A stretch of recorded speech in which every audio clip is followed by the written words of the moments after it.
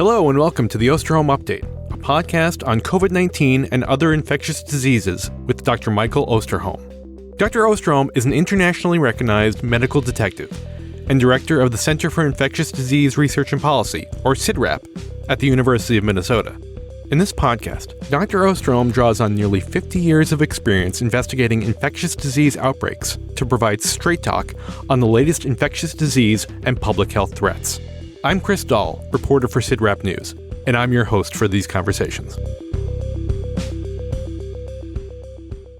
Welcome back, everyone, to another episode of the Osterholm Update podcast. It's been nearly 3 months since the U.S. government first announced an outbreak of H5N1 avian influenza on a U.S. dairy farm. Since then, we've seen the number of affected dairy farms climb to more than 125 herds in 12 states, and 3 farm workers infected. While the threat posed by H5N1 to the general public remains low, there are concerns that the virus is more widespread than we know, and questions about how the U.S. is responding to the outbreak. Here's what Seth Berkley, former CEO of Gavi, the Vaccine Alliance, said in a presentation in London on vaccine development, as reported by Stat News. I live in Switzerland, but in my home country of the United States, it's been shocking to watch the ineptitude of just doing the surveillance, being able to talk about it, tracking the infections, understanding where we are. Do we have vaccines? Are they the right vaccines? It's really a challenge, so I'm not sure we've learned anything. The latest news on the H5N1 outbreak and the response to it will be the lead topic on this June 27th episode of the podcast. We'll also discuss rising COVID activity fueled by the now dominant flirt variants, the Food and Drug Administration's change of heart on the makeup of the next round of COVID shots, long COVID, and the ongoing debate over the origins of the COVID-19 pandemic. We'll also answer an ID query on COVID vaccines and bring you the latest installment of This Week in Public Health History. But before we get started, we'll begin with Dr. Osterholm's opening comments and dedication. Thank you, Chris, and welcome back to all the podcast family. We're so glad you're with us again. And to those who might be visiting us for the first time, I hope we're able to provide you with the kind of information you're looking for. I'll warn you in advance that we typically cover a variety of different kinds of topics, some based on science and some not, but I hope that they're helpful to you. I also want to take this opportunity to thank those of you who have sent us very kind and generous donations that we use to help support this podcast and the other news activities of our center. The outpouring of support has meant a great deal to us.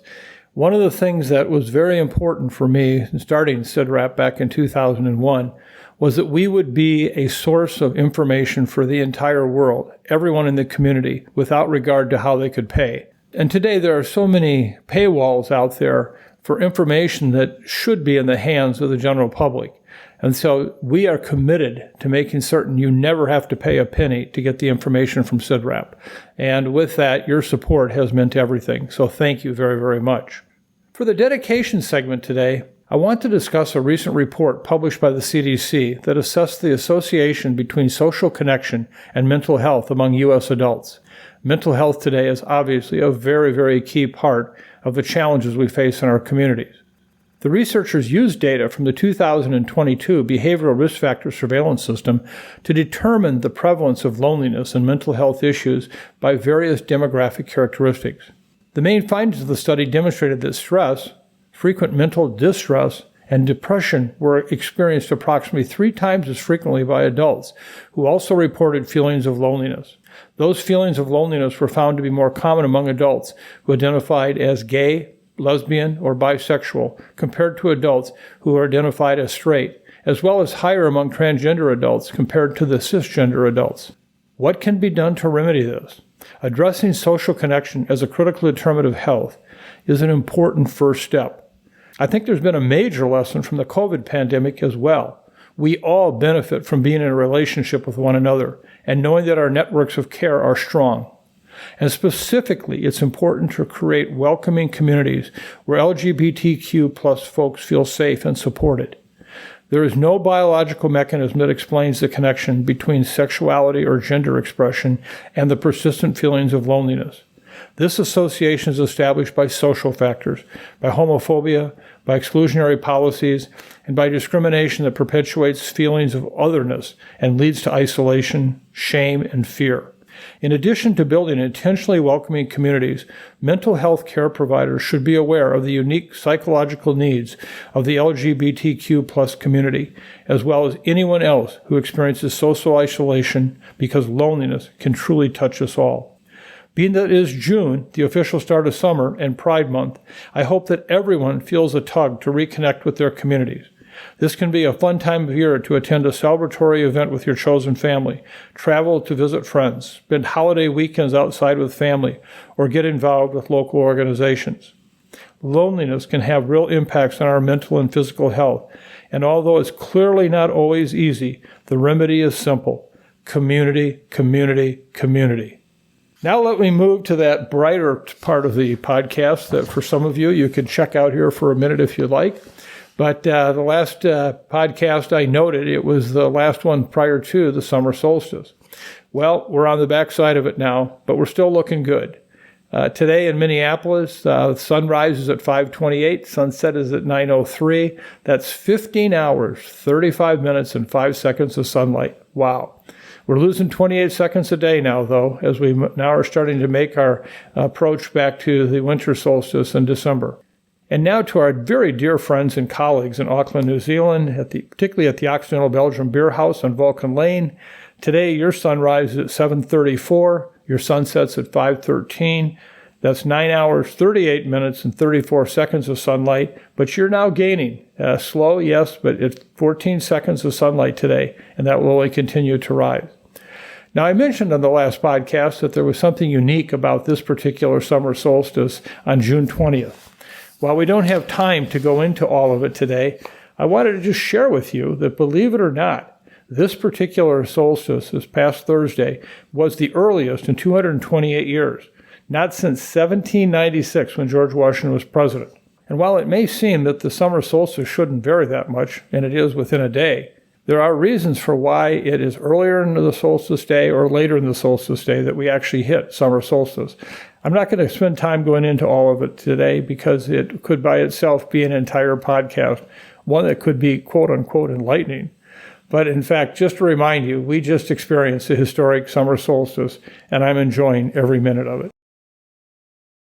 We're going to begin again this week with the latest H5N1 news. And there's been a lot of it. So Mike, can you start by summarizing what we've learned since our last episode? But then I'd like you to address the way the U.S. government is responding to the outbreak. And you heard the criticism from Seth Berkley that I read earlier. He's not the only critic of the U.S. response. And I know you share some of the concerns that have been expressed, but don't necessarily agree with all of the criticism. So can you please elaborate on that? Thanks, Chris. Let me say, first of all, fasten your seatbelts. I'm going to try to provide you a major overview of H5N1, both historically and current and likely what might happen in the future. But before I do that, let me just share my perspective. Where am I coming from on this issue? Well, I think it's fair to say that I probably am amongst the oldsters in this topic area, given that I have actually been quite involved with it since 2003, when H5N1 influenza emerged in Southeast Asia as a real challenge. And it was because of that early work that I got involved with that it was in 2005, I was able to actually negotiate the publication of a paper preparing for the next pandemic to be simultaneously printed in Foreign Affairs, the New England Journal of Medicine, and Nature all on the same day. And it was really an attempt to reach across a broad audience to help them understand we are not prepared for the next pandemic. And of course, since that time, we've had the 2009 H5N1 pandemic and of course, COVID. And in each instance, we realized we weren't prepared. I have continued to work in this area, have published, as you know, a New York Times best-selling book, Deadliest Enemies, Our War Against Killer Germs, that laid out just what an influenza pandemic would look like and what we needed to do to be better prepared. Well, I sit here today and say we're not prepared. And in fact, I believe that we're less prepared now to respond to a major pandemic than we were when COVID first emerged, and I'll go into that more in a moment. But so where are we today? And how does my perspective of this history for the past 21 years working in this area, how does that reflect on what's happening today? I believe that there are some major challenges without outbreak investigation. I support the administration and have since its first days in office. I have many dear friends and colleagues who are part of the administration. However, I think that there are surely issues right now that must be addressed to improve upon this response. Let me give you some examples. First of all, let me just touch on the issue of pasteurization and the safety of our milk supply and assorted dairy products in terms of this virus. When we had the first cases of H5N1 documented in the dairy herd, and we saw that milk was highly contaminated with this virus, at that time, I raised issues with the Food and Drug Administration that, in fact, we needed to get on top of this immediately and to be able to demonstrate with real expert information that, in fact, the pasteurization system was more than adequate to inactivate any virus that might be found in the milk, just as we do to inactivate any other of the other infectious agents, such as Salmonella, Campylobacter, E. coli, etc. Well, we are now looking at 3.5 months out, and the FDA has not yet provided any information on how effective pasteurization is in inactivating the H5N1 virus. Other groups have done so, but not with pasteurization equipment, and that is a very unique kind of instrument where this milk goes through basically tubes, very thin tubes, that allows it to get a very specific heat level and maintain it for a very specific level of time. 2 different research groups who have done really outstanding work have, in fact, subjected the virus to different temperatures, but not in a pasteurization machine environment. And in one of the instances, they did find that there was an active virus that made it through that temperature process. Well, we need the data on pasteurization badly, and we need it done using the kind of pasteurization machine that would be in operation for this country.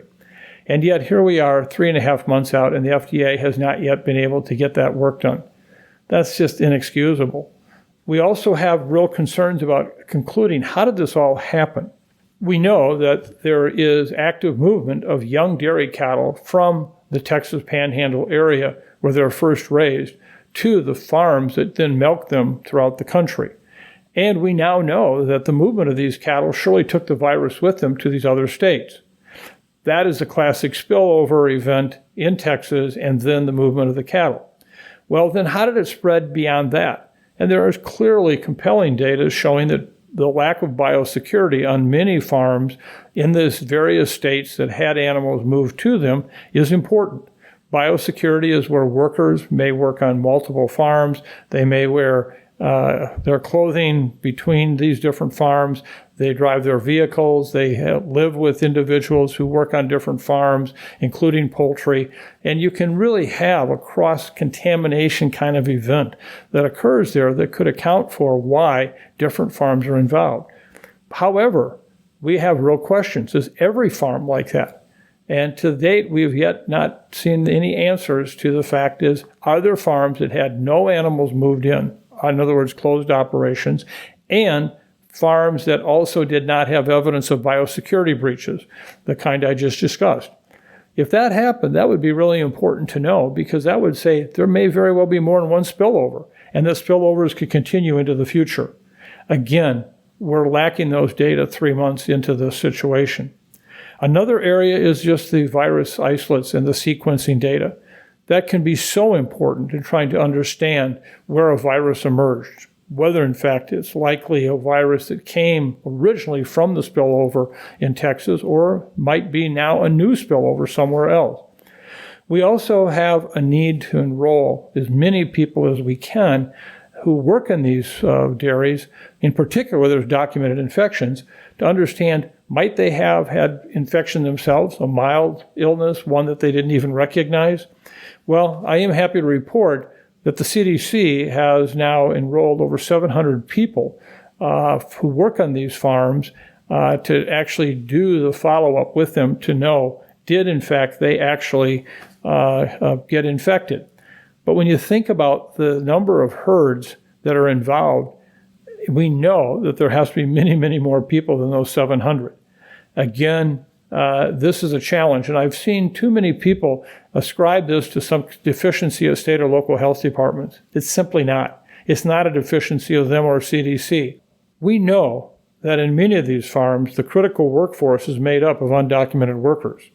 And so from that perspective, it's very difficult often to interact with them as they fear the government, they fear public health, and what might happen to them. And so this has been a challenge.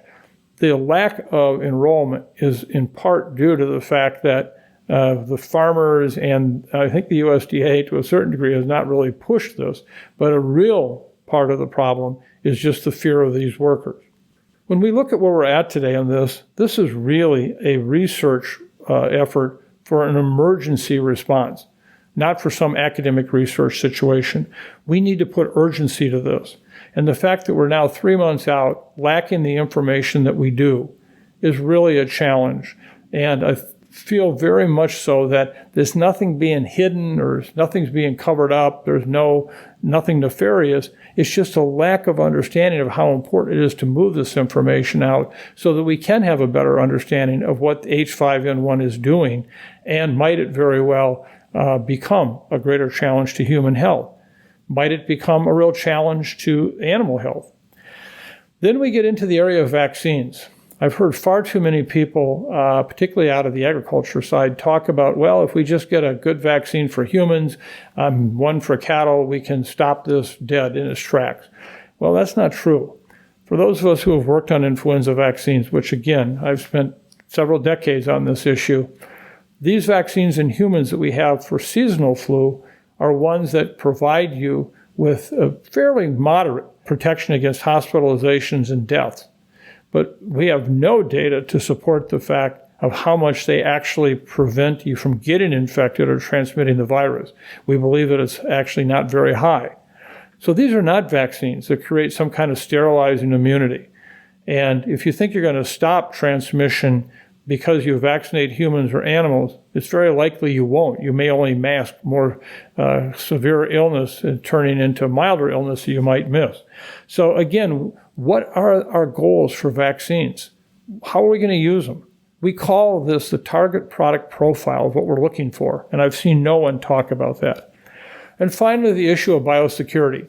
The USDA did put out 2 documents about what their findings are in Michigan, and they did document without any question the risk of biosecurity challenges to the spread of this virus. The problem is that how do you actually reduce these risks? How do you get people to wear protective equipment when it makes it so hard to work in the dairy area? What are we going to do? So by its very nature, biosecurity can improve upon preventing transmission of the virus, but it hardly means that it's going to be uniform. So let me now add some perspective here. Again, I have to say this has been an interesting experience for me because I feel like among my colleagues, I've been getting kind of shot from the front and the back. When people hear me talk about this, they think I'm minimizing this situation, and I'm not. Trust me, I'm not. I've, again, coming at it with the same eyes that have been looking at this since 2003. At the same time, there's others that say, well, this has been a virus that's been around like that for more than 20-some years. What's the real risk with this? And I don't think that that's the case either. And I can tell you we are not prepared for any future pandemic with influenza. But let me just take a very quick journey back where I've taken you before, but I think it's worth noting. Today, there are documented 907 human cases of H5N1, including 469 deaths, that have been documented since 1997 to the current day. If you look at the early days of H5N1, and it's a different virus than it is today, it's gone through a lot of mutational changes. We saw, in fact, cases emerge, particularly in Southeast Asia, and in the period of 2004, 5, and 6, we were seeing 100 to 115 cases a year in humans, largely tied back to contact with infected poultry or ducks, and as well as the fact that there were occasionally what appeared to be person-to-person transmission events. And then over time, we saw the numbers decrease, and by 2012, we were down to 39 cases of H5N1 in humans.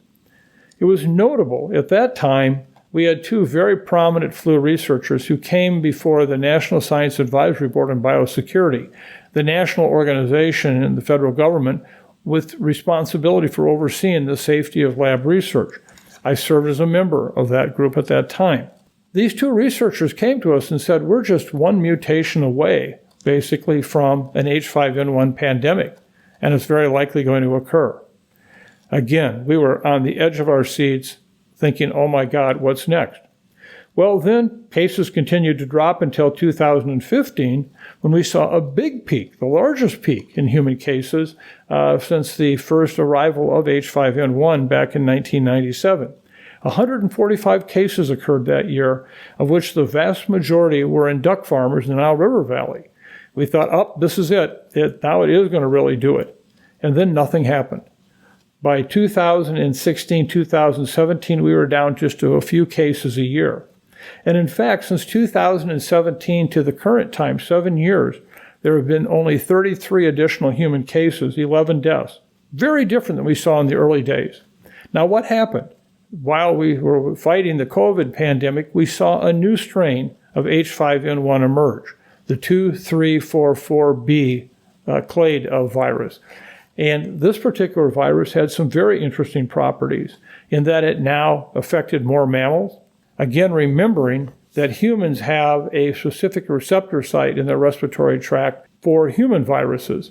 This is the alpha-2,6-sialic acid receptor, so you got to have that lock and key for the virus to get in.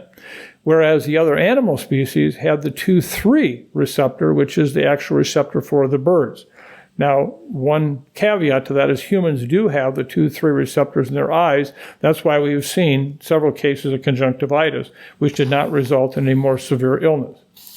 So when we look what's happened so far, one could argue that we're actually further away from seeing human virus infection becoming a reality, and particularly person-to-person transmitted. Do we know that for certain? No, we don't. We don't. But for me, I look at this and I think there's something going on with H5 that creates a bar that makes it much harder for this virus to actually become a human virus transmitted by humans to humans. Could be wrong. Could be wrong. But let me just remind you that a lot of the data that we're talking about today on this virus are not new, but they appear to some to be new. For example, we hear about cats on these farms and how this is something very different, when in fact in 2003 and 2004, over 100 tigers in Thailand zoos died as a result of H5N1 because they were fed the carcasses of birds that died from H5N1. At that point, we've already been there before with this virus. Second of all, if you look at the ferret data, while the CDC did a study where they could show that this was fatal in ferrets and some evidence of transmission to nearby cages of ferrets, surely is very troubling. But again, as I pointed out in our last episode, we've actually seen the very same data for these kinds of ferrets who are considered immune naive, meaning they'd never had influenza infection before. And so what happened in 2012, what happened today are virtually the same with the ferret data. And when you actually have ferrets who have previously been infected with influenza, challenged by these viruses, you get a very different picture. If you look at the swine studies, there have been attempts to infect swine with this virus, and they've been successful, but they don't transmit the virus to any other swine. So I'm sharing these with you not to try to minimize pandemic preparedness. We are unprepared. But we also want to be certain that we're sharing with the public the kind of nuance of this data that we need to do. And for my colleagues who think I'm minimizing this and I'm now responsible for walking away from preparedness, I'm sorry. It's not true. So, Mike, given all that, how can we be better prepared? Well, the first thing we have to understand is that surveillance in of itself is very important to understanding what's going on in our communities, but it will have limited impact, if any, on preventing the next pandemic. You could test every cow every day in this country, and so what happens if you find it in the cow? Does that tell you that that is about to reassort with a virus that's in the udder of that cow from both a human and another virus strain that's from a bird? No. That's not going to allow us to stop the pandemic. There's no action you can take. It can give us an early warning. The one thing that will happen is when the virus changes sufficiently to be transmitted to humans and by humans, we want to pick that up early. Why? Not because we're going to stop it, because it won't. It's a virus with wings, it'll be gone. What we need to do, though, at that point is now use that virus to make the vaccines for the pandemic response. And I hear people say this over and over again, well, we have these vaccines or we can make these vaccines. In fact, we know today that the influenza vaccine, as I pointed out, that we have may provide 30 to 50% protection against medically attended illness, meaning you'll get that sick, and has very little impact likely on actually interfering with transmission or becoming infected. And so this virus is going to take off. And vaccines, which, as we've just learned from COVID, even with mRNA technology, is going to take months to make it. And as I've said many times, I worry less about the time from the pandemic start to the first dose of vaccine to the time the pandemic starts to the last dose of vaccine. When will everybody have access to it? And so this is really all about having vaccine technologies, and we don't. We've done little in trying to get us to new and better vaccines. And this is the whole purpose of our work at CIDRAP on the influenza vaccine roadmaps, which we're doing today, which is really an attempt to try to get us to game-changing flu vaccines. And I give the NIH credit for the work they're doing right now, as well as CEPI, the Coalition Epidemic Preparedness Innovations, on the flu work. They really are doing important work. But we're a long ways away from having better vaccines. So this pandemic is going to unfold, much like it did with COVID. Just understand that.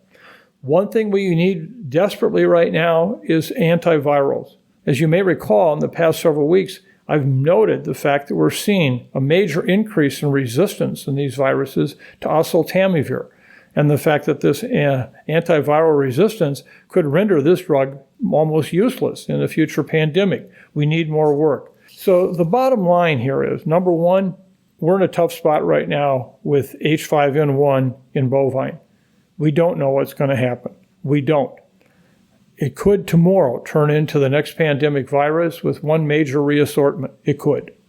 Our basic history with this virus tells us there is something unusual about this particular flu strain, that no matter how many shots at goal it's had, it just doesn't seem to get the puck in the net. And I think that that's a really important point to remember. Again, that could change. But I think also we don't want to find ourselves 2 years from now having gone through what I've watched us go through in 2012 with the NSAID, or even the 2015 now River Valley cases, etc., where we gin up the world and say, yep, pandemic's imminent, it's coming, and then nothing happens. I think that's the challenge that we have, because then we cry wolf. At the same time, we never should stop for 1 second of bringing forward better vaccines, much better vaccines. That research investment is critical, and we're not doing nearly enough. We'll be fighting the next influenza pandemic with all of our largely old types of weapons that we had. And that simply will be terribly unfortunate. So all I can say is stay tuned. I hope that I've been able to give you a sense of perspective here, one that says, I worry about influenza viruses every day. I just, at this point, don't put H5N1 in the same place that some people do, who believe it's just a matter of time before this particular virus becomes the next pandemic strain. So now let's turn to COVID-19. Anecdotally, I think we're now back in a period where it seems like a lot of people are getting COVID. But is that being reflected in the latest COVID data? Well, Chris, I agree with you. I happen to know a number of people right now who are infected with COVID. And ironically, in most instances, they only discovered they were infected somewhat by accident, or at least by persuasion. What do I mean? These are individuals who have cold-like illnesses. They're not severely ill, but they have enough in way of symptoms that they're encouraged, why don't you just check and see if you have COVID? And in fact, they do. Now, that in some ways is bad news, good news. Bad news, they're getting infected at all. Good news is that these are milder illnesses largely. And this is something that we talked about in this podcast in the first year of the pandemic. I said, I'd be very willing to accept a world where COVID was fairly commonly encountered, but it never caused anything more than mild illness. And so we'll have to see what's happening with the clinical picture right now, as we have only limited data.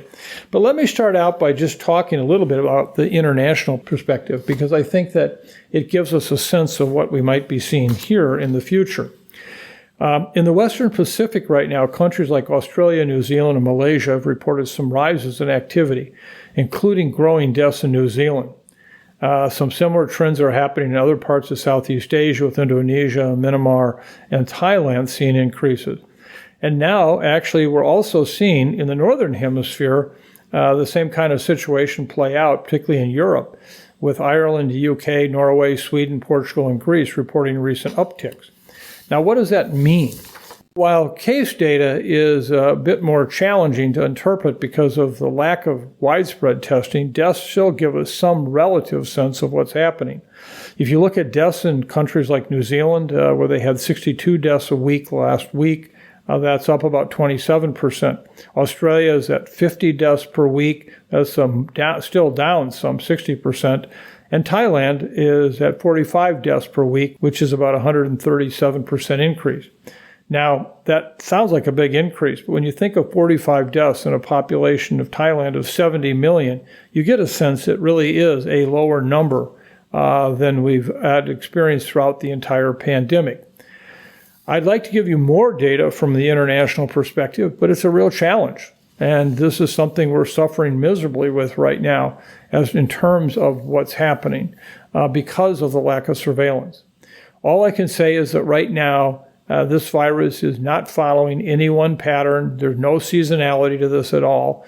What we're really seeing is likely where the new flirt variant, the one that we've been most concerned about, is actually now taking over and becoming prevalent, as well as the fact that we just see more waning immunity. Now, when we look at the United States itself, we have real challenges here in terms of trying to understand the data and what's happening. And all I can say is that we now have evidence that is starting to increase in a variety of different states. But even there's a real problem, and that problem is the fact that we don't have, again, good surveillance and good testing. We're beginning to see the KP2 variant, one of the flirt variants, take off in a number of different areas. But when we even look at regional levels and try to use wastewater data, we've had some real challenges. The wastewater data from the CDC, when compared with the wastewater scan data, this combined efforts of Stanford and Emory University supported by Verily, are finding very different results. Makes it difficult. And this is going to be a topic in our next podcast, is to try to really dig into what is the wastewater data telling us, particularly when you have two different groups that are coming up with very different results. So what are we seeing here in the United States right now? Best I can tell you is, yes, it is starting to creep up. When we look at the risk right now of infection here in Minnesota, for example, we're seeing about 70 hospitalizations a week in this state, down dramatically from what it was during the pandemic, but it's still occurring. The challenge is it's starting to rise. And what we'll be looking at very carefully over the next several weeks is emergency room data to look at what's happening with respiratory infection incidents and how much of this can be attributed to COVID. So in short, let me just say we are surely still almost at the very best we've been in the pandemic. We're beginning to see cases increase in various parts of the country, but again, without better surveillance, it's hard to know what's happening. And we're at some disadvantage of trying to interpret what's happening with the wastewater data, given that the two different groups are providing us with somewhat different results. So while the national level picture may not exactly trigger warning sounds, some of the regional and state level data are surely pointing to the possibility that we may be seeing increases. As an example, again, in California. Hawaii right now we know is experiencing the highest levels of COVID activity since the summer of 2022, when BA5 was the dominant variant. Again, trying to understand what's going on in these areas will be important. So just stay tuned. Just know that we are experiencing right now, again, some of the very lowest levels of activity that we've seen since the beginning of the pandemic. That brings us to the FDA's revised recommendation for the updated COVID shot. You may remember on our last episode, we reported that the FDA Advisory Committee had recommended that vaccine makers focus on the JN1 variant for the next round of COVID shots, and the FDA accepted that recommendation. But a little more than a week later, the FDA issued a statement saying the preferred vaccine lineage should be KP2 to ensure that the 2024-25 COVID vaccines more closely match circulating strains. Mike, was that the right decision? Well, first of all, I want to congratulate the FDA on this decision to change the variants included in the vaccine from what they indicated would be the approach at the VRBPAC meeting 2 weeks ago. As routine listeners of this podcast will know, I was pretty critical of the FDA last podcast, wanting to have that discussion of why we are not including KP2 in the vaccine. So it's great news. Now, let me just back this up a little bit to say I understand why the initial interest in using the JN1 was there, because, in fact, the WHO on April 26, 2024, actually issued a statement saying that's what should be in the vaccine. Well, of course, look at that was back in April. Here we are now in June, and we're seeing some real differences in virus variant activity. So to their credit, they did, in fact, go ahead and say now the mRNA vaccines can contain the new KP variant. That's really important in that they can actually turn around their manufacturing capacity to basically make vaccines now for early fall that will include the KP2 variant. Whereas the other issue that I think played a role in the initial FDA decision was that Novavax, which makes the protein-based COVID vaccine, could not. They had already made JN1 vaccine, and it would take them too long to be able to actually change from the JN1 to the KP strain. And so they're still going to be coming out in the fall with the JN1 strain, whereas the mRNA vaccines will have the KP. So again, congratulations to the FDA. I think they made a very wise choice. I can't wait to get the most current updated FLIRT variant vaccine as soon as it hits the market. I will be past my 4 months of vaccine receipt when that happens to occur. So as our listeners know, we do like to provide an update on long COVID when and where we can. So Mike, what is the latest on long COVID? Well, Chris, today I want to cover 2 recent preprints describing experiments conducted in mice on the role of autoantibodies in long COVID. In both studies, researchers injected IgG antibodies from either long COVID patients or healthy controls into mice and observed differences in their behaviors. One of the studies found that the mice injected with IgG antibodies from long COVID patients had reduced walking distances compared to mice injected with IgG antibodies from healthy controls. The other study found that mice that were injected with antibodies from long COVID patients had an increased sensitivity to pain when exposed to heat, compared to mice that were injected with antibodies from the healthy controls.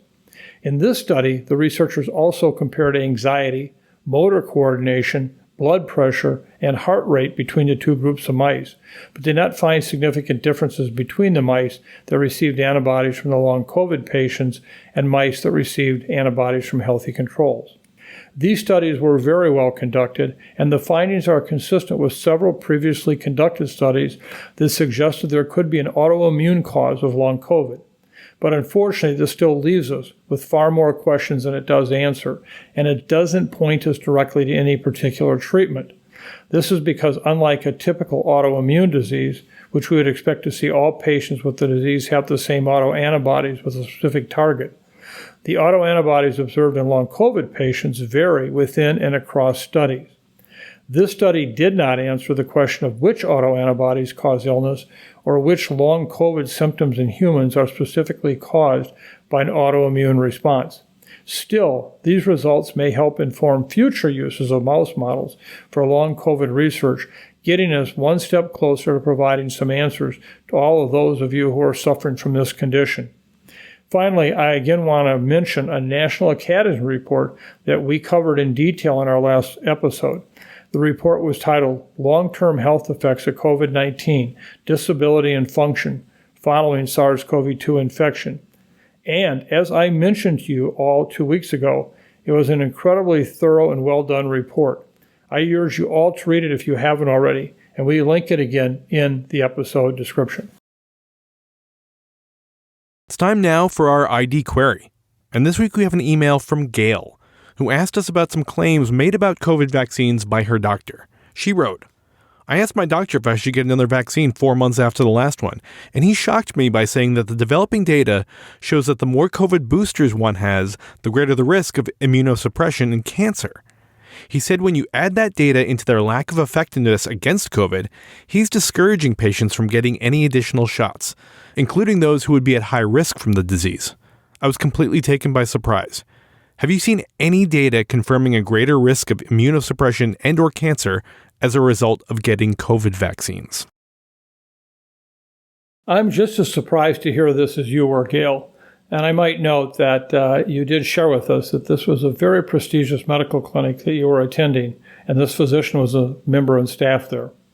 Unfortunately, this whole discussion is proof of the disappointing reality that misinformation spreads like wildfire. There is simply no evidence to support these claims. The bit about the immunosuppression and cancer may be linked to a 2022 review article where authors claim that the mRNA COVID vaccines increase risk of both infections and cancer. First of all, the leading author of this paper has no training in epidemiology or infectious disease and had an established agenda to promote lies about vaccines. This article was no exception. The conclusions made by the authors were so harmful and off base, they're not worth reiterating. But I can tell you that they were drawn based on biased and extreme misinterpretations of data from the VAERS database, which harbors its own limitations as a self-reported set of information. A letter of concern to the editors of the Journal of Food and Chemical Toxicology said it best. This article contains several fallacious scientific assumptions leading to misunderstandings and thus invalidating the conclusions drawn by the authors. Several months later, former Fox News host Tucker Carlson took the misinformation to a larger platform and further perpetuated its misrepresentation of science. Even though the article was published and discredited 2 years ago, I fear that its poisonous effects linger. Further, I am disappointed that a physician is not more informed of the life-saving preventative medicine of vaccines. Now to another item that we've been hearing a lot about from our listeners.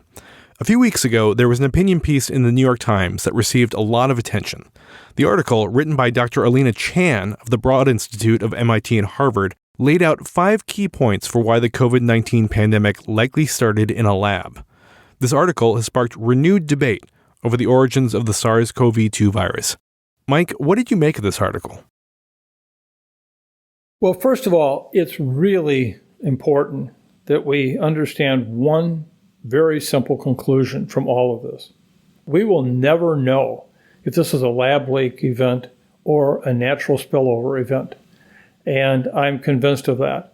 Now, I come at this with a long history of being very concerned about laboratory safety and the potential for the kind of lab leak that is being suggested here by many. Again, I noted earlier that I served on the National Science Advisory Board in biosecurity.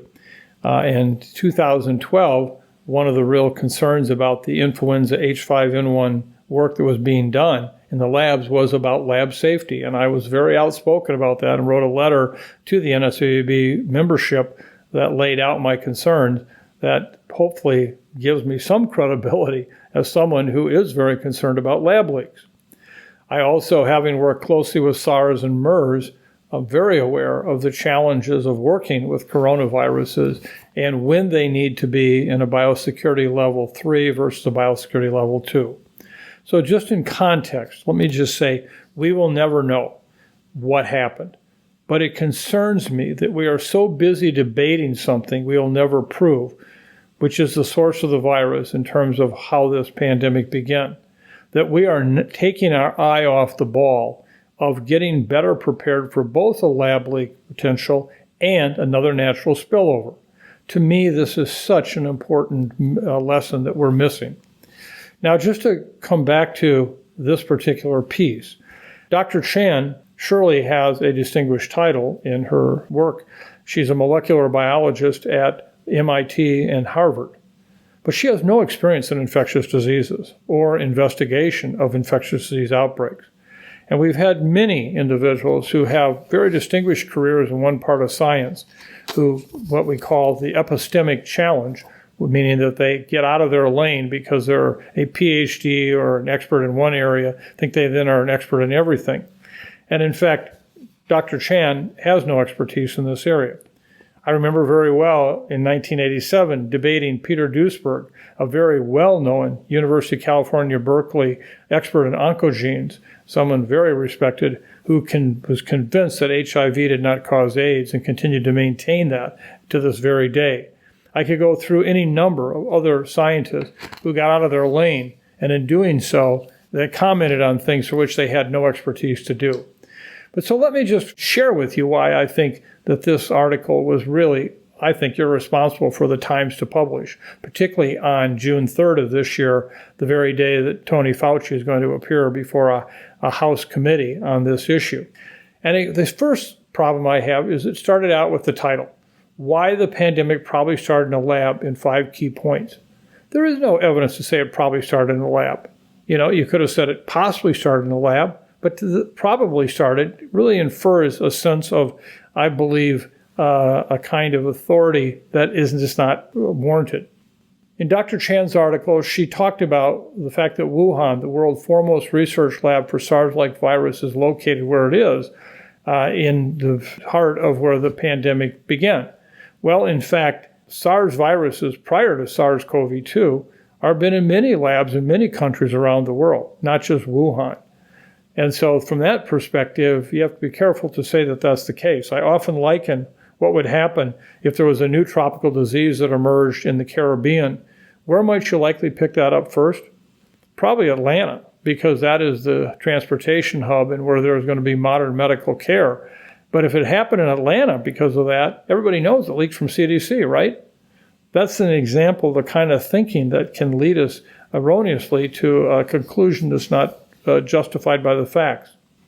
The bottom line is, I don't think that Dr. Chan's paper provides us with any new useful information to answer the question, was in fact the Wuhan Institute responsible for this virus or not?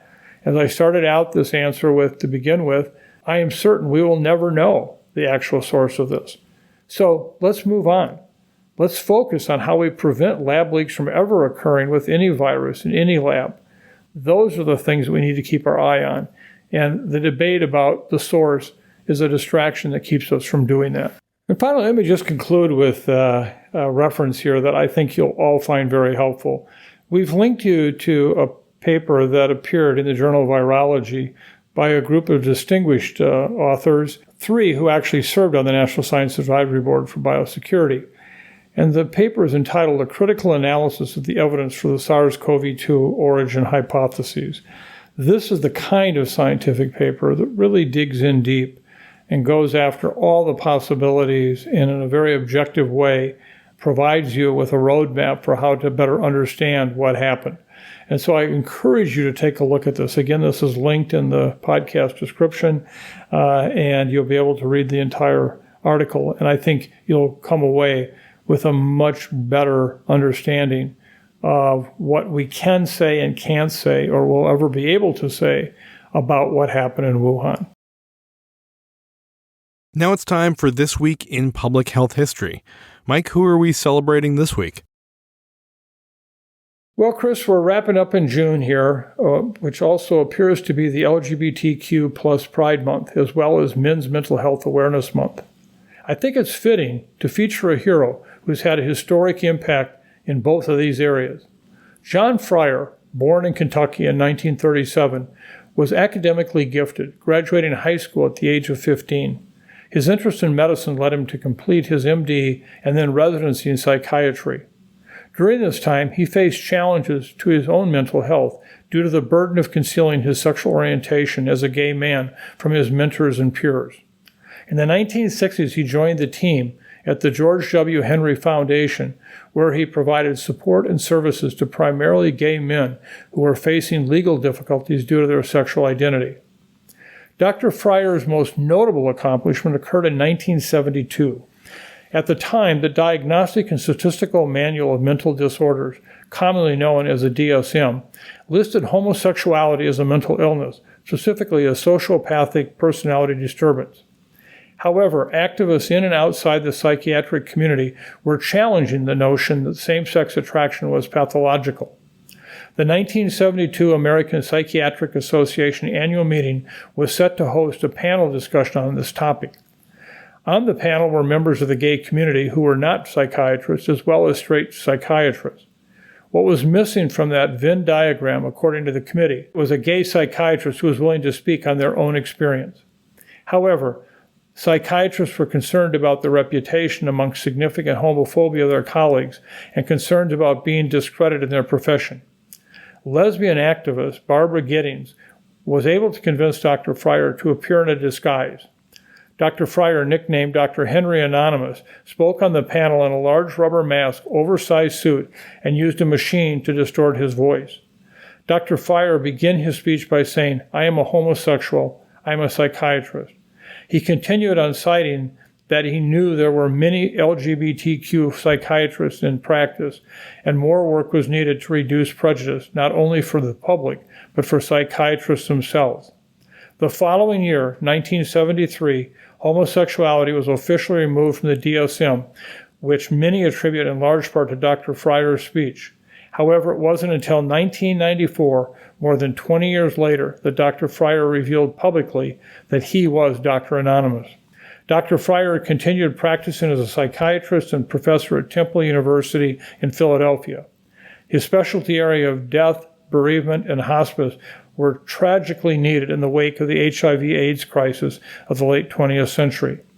He often served AIDS patients in his own home due to their concerns about being seen publicly in the clinic. Dr. Fryer died in 2003. He was surely an incredible man with a heart for those who were marginalized by the medical system. He is certainly a public health hero for his work to reduce prejudice and advocate for access to human-centered, science-based care for everyone. Thank you, Dr. Fryer. Mike, we've covered a lot of territory today, but what are your take-home messages? Stay tuned on H5N1, the whole time remembering that we will have another influenza pandemic. We have so much to do to be better prepared, particularly in the vaccine and antiviral area. I don't know if H5N1 is going to be the cause of that next influenza pandemic. That statement by itself should not be interpreted as somehow, don't take this seriously. At the same time, facts are a hard thing to ignore. And in the information we have today, I think it does raise questions about just what will happen with H5N1 and human illness. I don't know. Number two, we got to do a better job of trying to understand what's happening with COVID. And we're going to try to do our part in the next couple of weeks to really dig into the various sources of information that exist to help you understand what's happening. In the meantime, I can say that, yes, we're still in a very good place compared to the pandemic years that we experienced from 2000 to 2003. Enjoy it. And if you feel at risk for any reason of having severe illness, hospitalizations, and deaths, do not be afraid to wear your N95 wherever you go. Don't be afraid. And, of course, last but not least, when the new vaccine is available, I urge all of you who have been 4 months or more under the belt since your last dose or illness to get vaccinated. I can't wait to get mine, and I think that will be a very important tool for me to continue to live every day, enjoying life, and not being afraid of COVID. And Mike, I think your closing song for today is Broadway inspired? Yes, in fact, today we tried to pick a song that reflects the enjoyment we all experienced watching the Tony Awards last week, and how wonderful it was to see the entertainment provided by Broadway. In addition, we wanted to be true to our dedication this week and really address what I think would be, by everyone's definition, the worst kind of pain, that of loneliness, and what it means to have friends. So we picked the song Old Friends, which was in Merrily We Roll Along, a 1981 American musical with music and lyrics by Stephen Sondheim and a book by George Furth. The show tells the story of how three friends' lives and friendship change over the course of 20 years. It focused particularly on Franklin Shepard, a talented composer of musicals who over those 20 years abandons his friends and songwriting career to become a producer of Hollywood movies. Like the play in which it is based, the show's story moves in reverse chronology, beginning in 1976 at the Friends' lowest moment and ending in 1957 at their useful best. And so I'm happy to share with you today an abbreviated version of Old Friends, which appeared in Stephen Sondheim's Merrily We Roll Along. Hey, old friend, are you okay, old friend? What do you say, old friend? Are we or are we unique? Time goes by. Everything else keeps changing. You and I, we get continued next week. Most friends fade, or they don't make the grade. New ones are quickly made, and in a pinch, sure they'll do. But us, old friend, what's to discuss, old friend? Here's to us. Who's like us? Damn few. So, old friend, fill me in, slow old friend. Start from hello, old friend. I want the when, where, and how. Old friends do tend to become old habit. Never knew how much I missed you till now. Hey, old friends, how do we stay old friends? Who is to say old friends? How an old friendship survives. One day, chums have a laugh a minute. One day comes, and they're part of your lives. New friends pour through the revolving door. Maybe there's one that's more, if you find one that'll do. But us, old friends, what to discuss, old friends? Here's to us. Who's like us? Damn few. Stephen Sondheim. Well, thank you very much for being with us again today. I hope that we were able to give you the kind of information you're looking for. Again, in keeping with the theme of today's dedication and the closing song, I hope everyone reaches out to a friend, just to remind the friend how special they are, how important they are, and how much it means to you after you reach out to that friend for your own soul. It's a crazy time right now out there in the science world, and all I can say is that being here with you is a place that is very special, very special. So thank you. And be kind right now. Boy, do we need kindness. And again, thank you for all of you who support us. We so appreciate you, and it makes us want even more and more to be able to provide you with the kind of information that's helpful to you in your lives. Thank you. Be well, be safe, be kind.